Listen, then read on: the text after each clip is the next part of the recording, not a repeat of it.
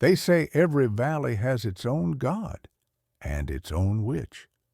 In the high hills of the north, Sundari's hunger for love and fortune brought both a spirit and a curse. Hey, glad you're here. Welcome to the Himalayan Journals. Here on this channel, we bring to you real stories from century old field notes.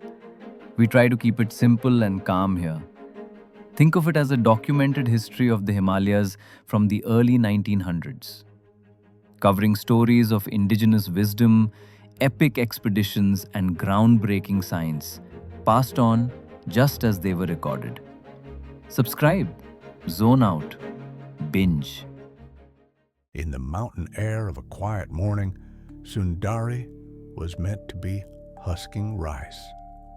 On the stone terrace outside her house, she dropped a handful of grain into a hollowed pit and lifted the heavy pounding stick, more a beam than a pestle, taller than herself and thick as her arm. She raised and struck, the dull thuds echoing against the slopes. After a while, the work tired her, and she sat down, staring over the valley below. The sun had just touched the far ridges.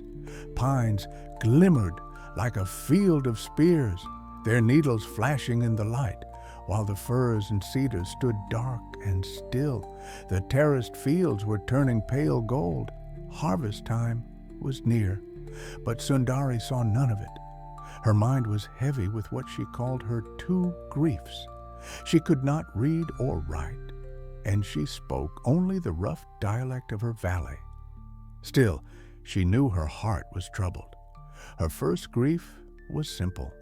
Her sister, Ganga Devi, who had married across the ridge, was living better. Their goats and cattle were multiplying. At the last fair, Ganga Devi had worn silver hoops in her nose and ears, bracelets and anklets, and a shining heart-shaped pendant across her chest. Her silk bodice blazed in crimson, green, and orange. Sundari could not match that.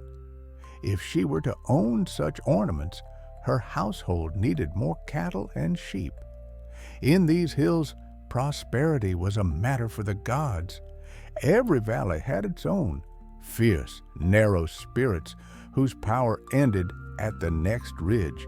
They had ruled before the Hindus came from the plains and might still rule when the great gods were forgotten. They cared for crops, cattle, and rain, not for politics or prayers beyond their domain. If one wished for fortune, a goat must be killed before them, and the request made plain. Sundari's home stood on the ridge's crown between Kauner to the east and Parab to the west. She could send a husband to either shrine, but she knew the gods were more likely to destroy her sister's herd than bless her own. To ask that would bring talk, and Ganga Devi could easily turn the curse back. So she gave up the thought. Her second grief was harder to name. She had 3 husbands, brothers who shared their land and cattle. The eldest, Gopalu, managed the business and went to the plains to trade. Jodu worked the fields. Autaru, the youngest, tended the sheep. In theory, they shared one wife as they shared the land, but the sharing was never simple. Sundari longed most for Autaru, the shepherd, yet he was away for weeks in the high meadows. As she sat with these thoughts, more feelings than words, they took shape. She wanted more wealth, and she wanted more of Autaru. Neither wish could be granted by the gods, but there was another power women of these hills were said to know. Every mother passed to her daughter the secret of witchcraft, a weapon in a place where women were often sold for silver. With it, one could spoil milk, dry a crop, or summon a ghost to serve her will. Sundari knew the rites. She thought of her husbands and chose the one whose death would give her both aims. If Jodu died, his ghost could serve her, and Autaru would stay home to work the fields. The thought grew steady in her mind. That morning, Gopalu had gone to the plains. Autaru had left early with his flock. Jodu was in the fields below, spreading dung. He would return soon for food. Sundari went inside and began the spells her mother had taught her. She made her vow to the nameless spirit. If it would grant her wish and turn her cooking to poison, she would feed it to the first man who entered the house. If she failed, her own food would forever be cursed. She took a leaf from outside, chopped it fine, and mixed it with flour. When she baked the cake, it came clean from her hand. The spell had worked. She waited, the cake warm in her palm. Then she heard the bleating of sheep.